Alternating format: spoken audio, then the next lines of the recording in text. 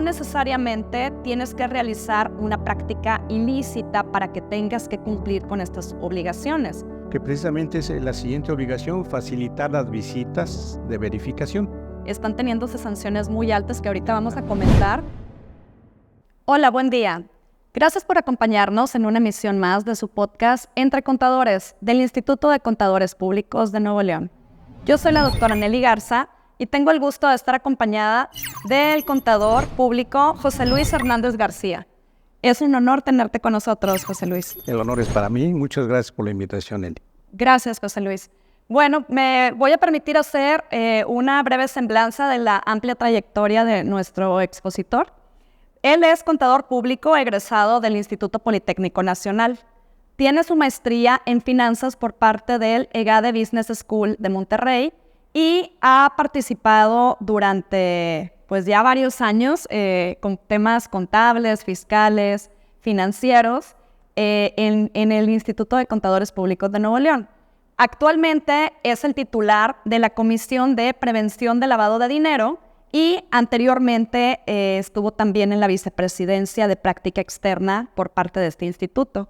Te agradecemos, José Luis, que el día de hoy nos vayas a compartir sobre este tema tan particular de PLD, algunas de tus experiencias. Con todo gusto. Bueno, pues como ya lo comentamos, vamos a estar abordando generalidades de esta ley, que si bien es cierto no es una ley nueva, tiene publicada en el Diario Oficial de la Federación desde octubre del 2012, aunque varias de las disposiciones entraron en vigor hasta el 2013, si no es que la mayoría, que es cuando se publican las reglas. El tema de PLD es un tema de interés para todos los contribuyentes, para todos los usuarios, porque no necesariamente tienes que realizar una práctica ilícita para que tengas que cumplir con estas obligaciones, sino hay algunos sectores en específicos que vamos a estar abordando en esta plática que por el simple hecho de las características de su operación es necesario que implementen las obligaciones que marca esta ley. Y pues para entrar propiamente, ¿cuál es el objetivo que se buscó en esta ley de que conocemos como ley antilavado? Pero es un nombre un poco más extenso de ley federal para la prevención e identificación de operaciones con recursos de procedencia ilícita. Ok, aquí José Luis, ¿qué nos puedes comentar? ¿Qué buscaba la ley? Mira, esto tiene ya, como tú dices, tiempo, 2013, que entró en vigor, julio del 2013, pero todavía tiene más historia, tiene historia internacional. Yendo directamente a tu pregunta, en el artículo 2 de esta ley se menciona que el objeto es proteger el sistema financiero y la economía nacional. Eso es la función principal de esta ley. ¿Pero por qué dicen eso? Bueno, eso se dice porque los grupos delictivos empezaron a mezclar el producto de sus ganancias con dinero limpio, ¿verdad?, en la economía nacional. O sea, recordemos que el lavado de dinero es el proceso mediante el cual los fondos obtenidos de actividades ilegales tratan de ser metidos o infiltrados y que esas actividades ilegales se conviertan en apariencia de fondos legítimos. Sí, es básicamente, de hecho hay varias etapas en donde, como nos lo estás explicando, está el dinero mal obtenido por ese fin ilícito y busco cómo colocarlo a través de una serie de operaciones sofisticadas para perder el rastro. Exactamente. Y al final, pues afecta a todos en caso de que ese dinero se llegue a permear. Imagínate en la parte en la parte financiera, ese dinero se llega a filtrar pensando que viene de una procedencia lícita y al medir la parte financiera, pues está mezclado con actividades lícitas, entonces no tienes forma de medir exactamente y con resultados satisfactorios cómo van las finanzas de ese país, ¿no? Por otro lado, hay otra consecuencia y que viene con uno de los delitos precedentes más importantes, la corrupción, ¿no? Has tocado el tema ahora de los negocios, ¿no? O sea, cómo se puede crear un mercado abierto, un mercado de competencia correcta, un mercado limpio, ¿no? Si empiezas a incluir ese tipo de fondos, esas personas o esos delincuentes ya con su dinero lícito, llamémoslo entre comillas, pues va a invertir en negocios y esos negocios hasta les pueden ellos, tienen toda la libertad de modificar los precios, ¿verdad? Y distorsionar entonces la competencia. ¿Por qué? Porque van a tener una ventaja enorme contra los que sí hacen correctamente sus actividades. Los que pagan sus impuestos, etcétera. Entonces, sí podríamos pensar que esto es muy alejado de la realidad con la que interactuamos de nuestros clientes, pero hay que tomar en cuenta que el contador público, que es el gremio que estamos aquí representando en el Instituto de Contadores Públicos de Nuevo León, pues es el primer filtro que hay en las organizaciones para que este tipo de prácticas puedan detenerse o incluso no continuar con estos procesos que nos afectan no solamente a los involucrados, sino a todo el país. Ahora bien, si pensamos en esta parte, ya nos comentabas que se trataba de filtrar ese dinero en el sistema financiero. Estas reglas de PLD, que son muy extensas, no vamos a abordar todas, pero ¿quiénes son los sujetos que tienen que cumplir con las reglas que nos maneja esta ley? Ya, los primeros sujetos obligados que así se conocieron fue el sistema financiero. Esto viene de hace muchos años, de la Convención de Basilea y de varias otras convenciones donde los dueños de los bancos empezaron a ver que sus negocios estaban siendo infiltrados por el dinero del crimen organizado, que en su principio fue puro narcotráfico y trata de personas. Y lo que hicieron fue establecer algunas reglas, algunos procesos para tratar de detener la infiltración de esos flujos, ¿no? Entonces crearon algunos reglas específicas, pero el primero fue la banca. Entonces la banca es el primer sujeto obligado para tratar de evitar la filtración de ese dinero en la economía, en el sistema financiero. Por eso hay reglas que se han ido robusteciendo con el tiempo para abrir una cuenta, para saber quién es el beneficiario de esa cuenta, etcétera. Entonces, ya nos está comentando José Luis un punto importante. Es la banca el primer filtro al que le manejan estas obligaciones porque la intención es permear el dinero a través de estas instituciones. Así es. ¿Verdad? Así es. Y la banca tiene 3 supervisores muy fuertes, muy potentes, que son la Comisión Nacional Bancaria de Valores, la Comisión Nacional de Seguros y Fianzas y la Comisión Nacional del Sistema del Ahorro para el Retiro. Y si eso no fuera suficiente, tienen al Servicio de Administración Tributaria. Ok, o sea, hay una regulación muy específica para este sector.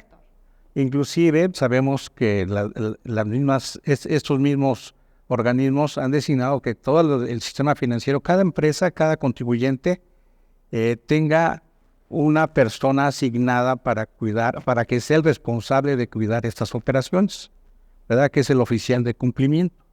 Y ese oficial de cumplimiento a veces es tan estricta la ley que ha pedido que cada sucursal tenga un oficial de cumplimiento cuando sabemos que no es posible, ¿no? Pero es así el grado de dinamismo en el sistema financiero en donde se puede filtrar los flujos ilícitos. Ok, entonces ya tenemos a un sujeto obligado que es el sistema financiero. Involucra instituciones financieras, casas de bolsa, aseguradoras, las AFORES. Las AFORES, que también es ahorita un tema que tenemos calientito. Sí.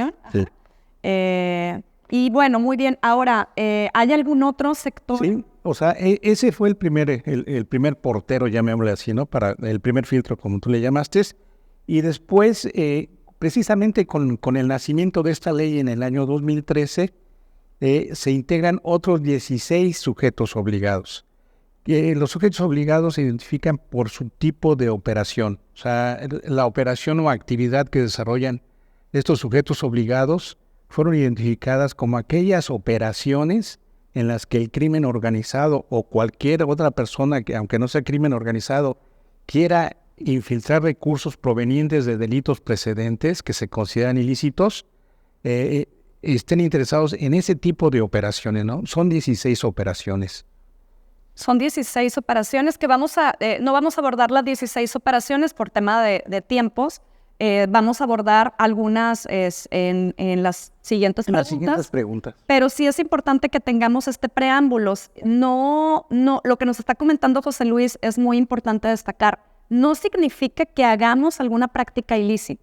O sea, simplemente el hecho de que se realiza esa operación, ya me considero un sujeto obligado para tener que cumplir con todo lo que marca PLD. Exactamente, y esas obligaciones se pueden resumir en seis partes, ¿no? O sea, identificar a los clientes, que tengan un examen, un análisis de con quién se van a relacionar para hacer sus actividades, ya sea el sistema financiero o estos 16 nuevos sujetos obligados que estamos mencionando. También tiene que conocer perfectamente el tipo de negocio que maneja su cliente, el que esté interesado en hacer negocio con ellos. Solicitar al cliente información acerca del dueño beneficiario. Sabemos que los grupos delincuenciales o delincuentes tratan de hacer mecanismos sofisticados, mecanismos muy bien elaborados y crean muchas empresas, ¿no? A final de cuentas, lo que le están pidiendo la ley es que identifiquen esos negocios, quién es el dueño beneficiario, el dueño controlador. Y aquí te interrumpo un poco, José Luis. Adelante. Esto que nos está comentando José Luis, recordemos en un inicio de la plática, comentábamos que ese dinero ilícito que se quiere permear en el sistema financiero, pues la forma de permearlo es a través de una serie de operaciones sofisticadas para que se pierda el rastro. Al final, ese origen es el que va a marcar el detonante si fue ilícito o no. Entonces, esas operaciones sofisticadas pues involucran una serie de cuentas, una serie de empresas, una serie de las empresas que conocemos como fachada, en donde al final el beneficiario es el mismo. Por esa razón es tan importante esta obligación que nos comenta José Luis, porque si el beneficiario es esa misma persona, pues esas operaciones que nada más tuvieron la intención de estratificar los recursos, pues no al final se va a demostrar que fue una simulación para evitar el rastro. Claro, ¿y por qué son obligaciones para los sujetos obligados? Porque ellos tienen también forma de confrontar el nombre de ese beneficiario controlador contra listas de personas que no son lícitas para desarrollar negocios. Entonces, esos nombres son confrontados y si llega a haber un nombre en esas listas, pues lo correcto es que ya no se haga la operación y además se tenga que reportar esa situación, ¿no? Otra de las obligaciones de los sujetos obligados es guardar la información de todo ese expediente que acumuló por 5 años mínimo. Porque te lo puede pedir, pues dependiendo de la autoridad competente, pero pues aquí está el SAT, podría ser ya el tema de alguna denuncia del Ministerio Público, la UIF, etc. Que precisamente es la siguiente obligación, facilitar las visitas de verificación, que en este caso pues es la Comisión Nacional Bancaria o es el SAT, ¿no? El SAT. Muy bien. Ahora, ¿qué es una actividad vulnerable? Se escucha mucho ese término de actividad vulnerable, José Luis, y va involucrado con esto que ya comentabas de los sujetos obligados. El término de actividad vulnerable para aquellos que están relacionados con tema de PLD, pues es una palabra muy específica, que es la que demuestra este tipo de actividades. Como comentábamos hace un momento, estas actividades vulnerables son las que son sensibles para aquellos interesados en permear el dinero dentro de la economía, ¿no? Dentro de las finanzas y dentro de la economía. O sea, ahorita vamos a hablar, por ejemplo, son juegos y sorteo, tarjetas y monedero que no estén en el sistema financiero, cheques de viajero que no estén en el sistema financiero, préstamos o créditos de empresas que no estén en el sistema financiero, Préstamos. Inmueble, o sea, se llama construcción, desarrollo o en la intervención en la venta de esos inmuebles. Por ejemplo, ahorita hay muchas revisiones en temas de PLD y el tema de los préstamos, el tema de las constructoras, están teniéndose sanciones muy altas que ahorita vamos a comentar esa parte porque no tienen cubiertas todas las obligaciones y desgraciadamente pues son sanciones que en algunos casos podría representar fuertes, ¿verdad? El cierre de las empresas. Y ahí pagarían pues, por pecadores, porque los que están haciendo bien el negocio, se les llega una revisión y les aplican toda esta serie de revisión, si no tienen bien implementados sus procesos, pueden entonces, por la multa tan fuerte, llegar a tomar la decisión de cerrar, ¿no? Entonces, hablamos de inmuebles, metales preciosos, piedras preciosas, obras de arte, vehículos terrestres, aéreos. Lleguemos a comprar algún vehículo, hay reglas que tienen las agencias Así para es. poderme vender el auto. Así es, o sea, el sujeto obligado es la agencia. La agencia. Muy bien. Blindaje, traslado de valores, servicios profesionales. Ahí me quisiera yo detener un poquito. O sea, servicios profesionales, los contadores y los abogados estamos siendo muy señalados por los organismos internacionales de que somos parte importante como filtros para poder detener ese tipo de operaciones, ¿no? Sí. Y aquí es importante, si quieres vamos a adentrarnos en tres de las principales de las que ahorita me comentaste, ¿Cómo no? José Luis. ¿Cómo no? Por ejemplo, si nos centramos en el tema de la construcción, si llego a adquirir una vivienda, esas actividades, pues ya lo vimos que no está relacionado directamente con el sistema financiero. O sea, son actividades que ya se detectan que por la mecánica de la operación podrían involucrarse algunos recursos de procedencia ilícita. Todas las constructoras están obligadas, provengan o no de algún medio que esté de difícil demostrar si fue lícito o no. ¿Qué tendríamos que hacer aquí, por ejemplo, si soy constructora? La obligación, simple y sencilla, como ya lo comentamos, es dentro de las obligaciones crear un expediente de tu cliente. Aquí sí es con todos los clientes, en este caso específico, con todos los clientes tienes que crear un expediente de que conoces bien a tu cliente, conoces bien su actividad. El beneficiario. El beneficiario final, ¿verdad? Y ya una vez que hiciste el análisis adecuado, para esto hay reglas.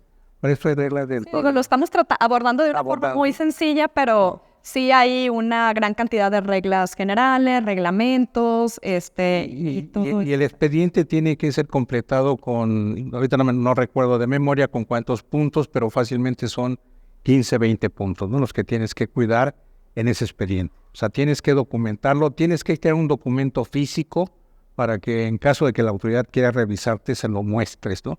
Tú lo puedes tener también por asuntos de efectividad, de proactividad, en un expediente electrónico, pero la autoridad te lo va a pedir físico.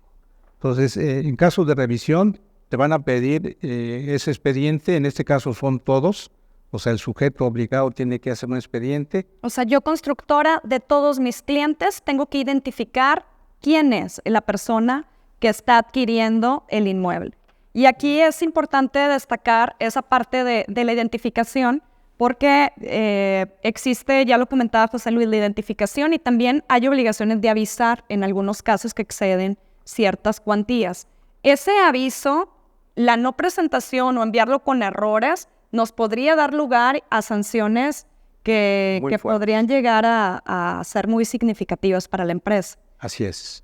En este caso el aviso son 8,025 UMAS, o sea, 871,000 pesos, ¿no? Okay. 870,000 pesos aproximadamente. Estas cifras van cambiando cada año, se van actualizando. Dependiendo del valor. Del valor de la UMA. Pero pensemos que ahorita ninguna casa vale menos de 871,000. No. ¿Verdad? Entonces, todas las casas tienen que tener un expediente que debe de crear el sujeto obligado de su cliente. Ok. Entonces tengo que tener esa identificación, lo aviso. ¿Y qué pasaría aquí si quiero pagar en efectivo, por ejemplo, en esa casa?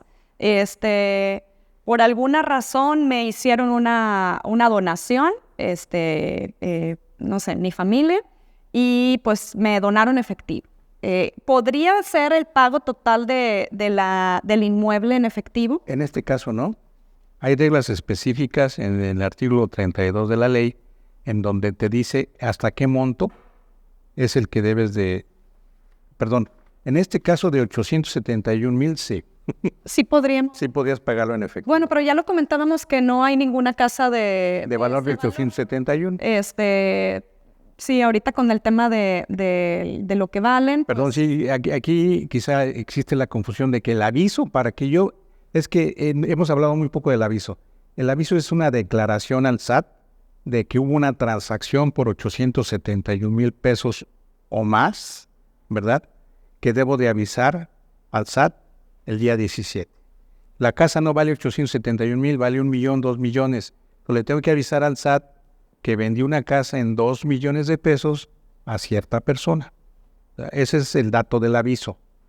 Y ese aviso se realiza en cada venta de casa y se declara cada día 17. Cada día 17. Ahora, de esos 2 millones de pesos, ahí es donde podría estar la confusión, de esos 2 millones de pesos, nada más se acepta en efectivo 870,000 pesos. 870,000 por esa casa, por esa actividad que se hizo, por esa obligación, hasta ese monto. Hasta 870. Ahora, aquí es importante destacar, ya nos comentaba José Luis, identifico a cualquier cliente. Si el SAT le llegara a pedir a la constructora la información del cliente que adquirió esa construcción, tendría que tener esa documentación.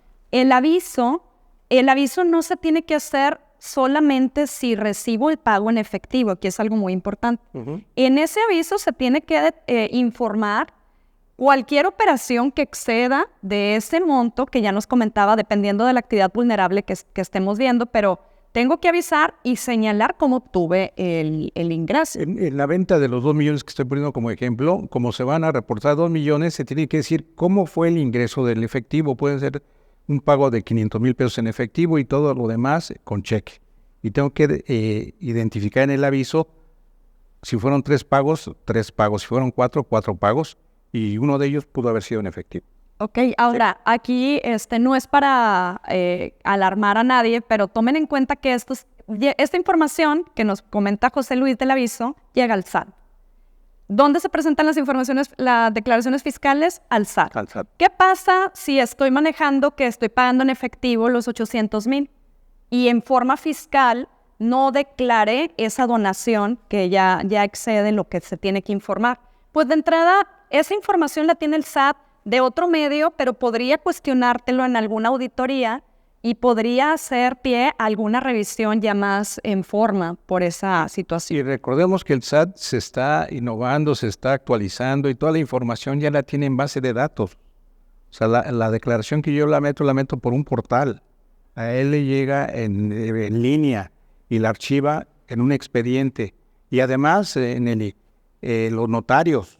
Los notarios, cuando tienen que notarizar la venta de esta casa, también lo tienen que informar. Incluso para el notario, si no cumple con estas reglas, podría significar la inhabilitación de ese registro que tiene. De ese registro. Ajá, entonces sí es un tema muy delicado. Otra de las actividades que ahorita comentaste, que creo que también es muy común, es la compra de un auto. Sí. José Luis, ¿qué pasa si yo compro un auto, voy a la agencia? ¿Qué pasa para las obligaciones de la agencia? ¿También hay alguna limitante en cuestión de los avisos?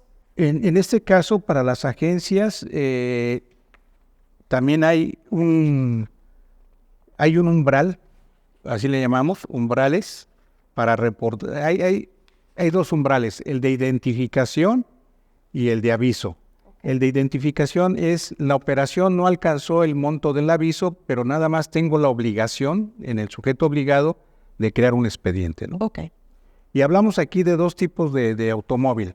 El automóvil nuevo o del equipo de transporte. Automóvil, equipo nuevo y equipo usado. Los equipos usados pueden estar abajo del umbral de aviso. Algunos autos nuevos pueden estar abajo del umbral de aviso, sobre todo los autos económicos.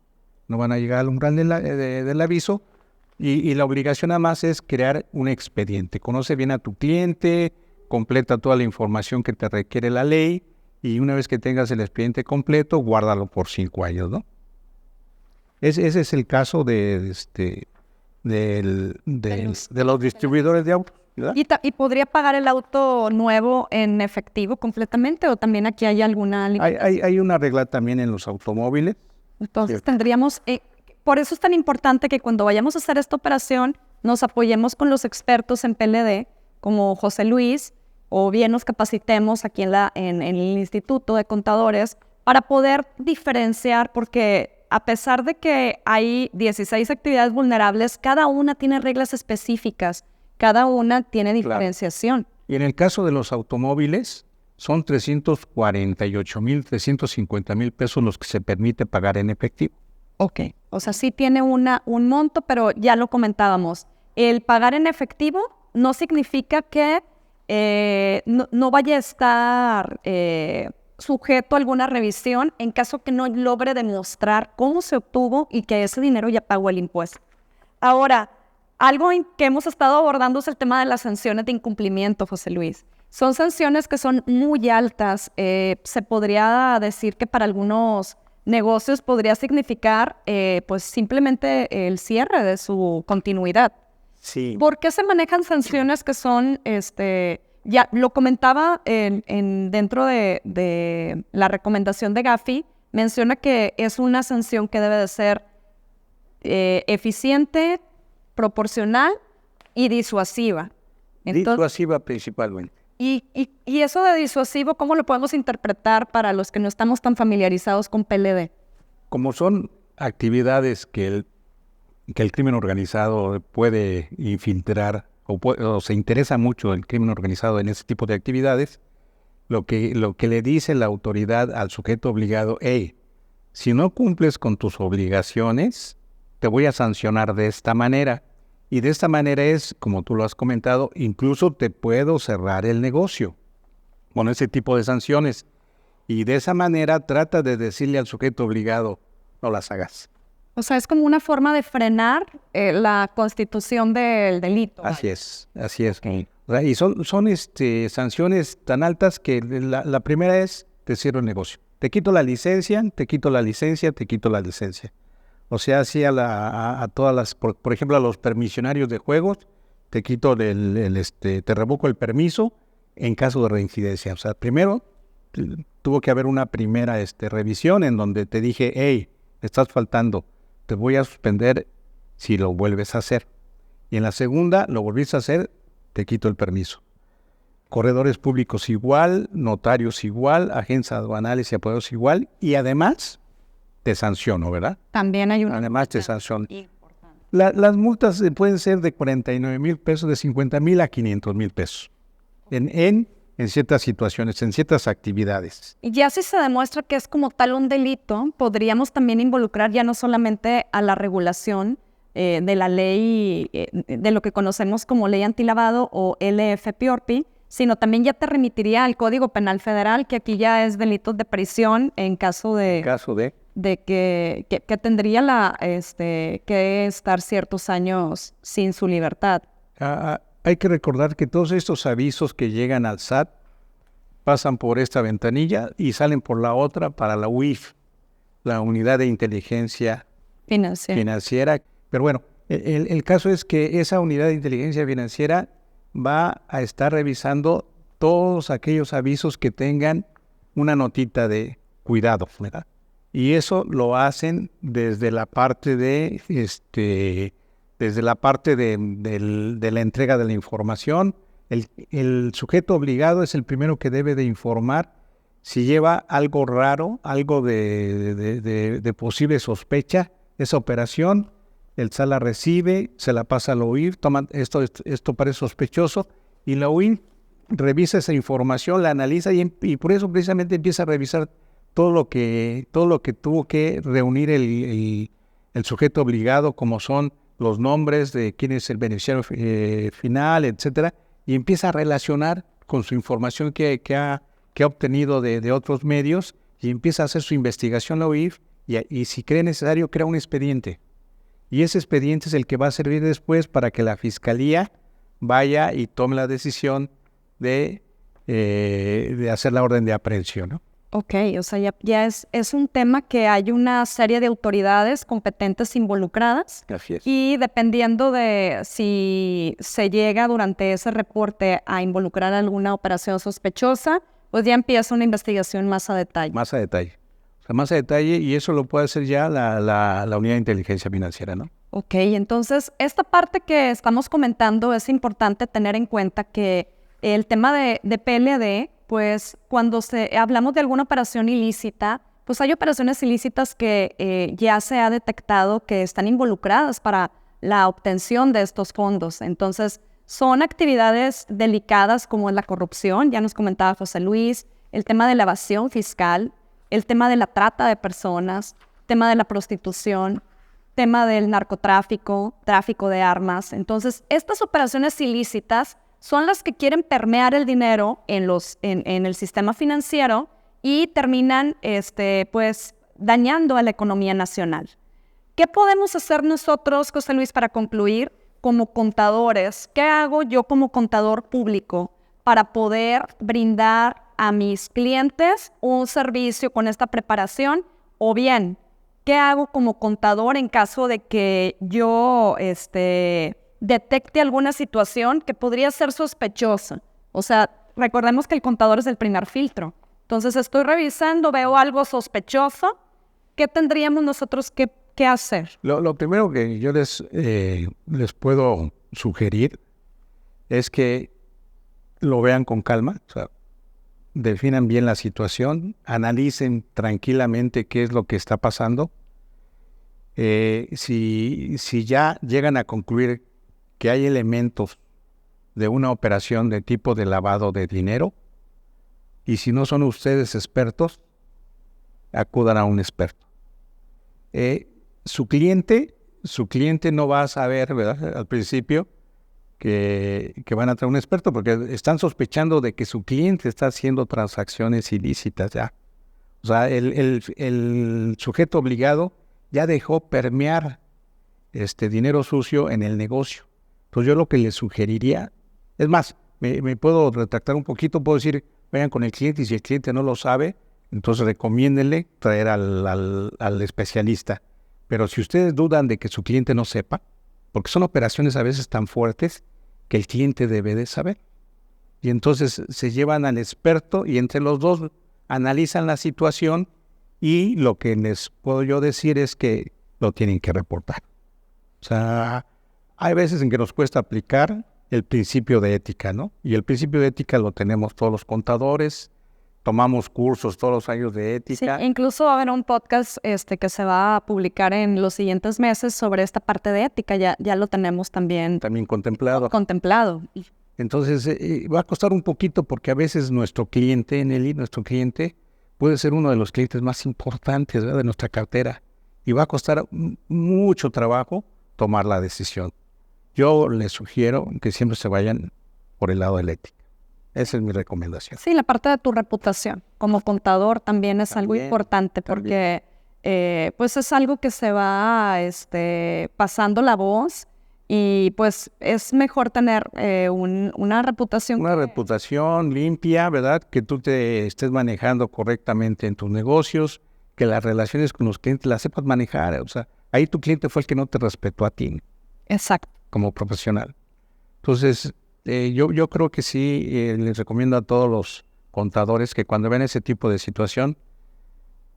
si no estamos en esta área, capacitados sobre esta área que nos comenta José Luis, sí acudir con algún experto para descartar que se dé o no. Tal vez es una forma que estamos viendo la información y ya cuando se documenta con el contrato o cuando vemos ya la operación completa, pues ya se demuestra que no. Sí, que la sospecha nada más se quedó en sospecha y que no había evidencia mayor de que si fuera un acto ilícito. Muy bien. No, José Luis, pues con esta información yo creo que va a ser de mucho interés para la audiencia. No sé si quieras compartirnos alguna conclusión final sobre este tema. Yo creo que el tema es muy apasionante. Tengo desde el año 2017 viendo este tema. Creo que a México llegó un poquito tarde. Los tratados internacionales empezaron en el 1988. La Organización de las Naciones Unidas hizo la primera convención sobre este tema. Y desde el 88 hasta el 2012 se aprobó la ley, ¿no? Y lo que se requería en ese tipo de convenciones era poner de acuerdo a muchos países para que reorganizaran sus leyes, ¿no? Incluyeran este delito o estos delitos en sus leyes y los trataran como tal para tratar de minimizarlos, para tratar de reducirlos y que los efectos no se incrementaran. El hecho es que no fue así. Estamos ahorita en 2024 y comentaba yo con algunos compañeros que en lugar de reducir los efectos, al contrario, se han ido incrementando. Desgraciadamente todo esto viene por la situación económica del país, por muchos factores. muchos factores.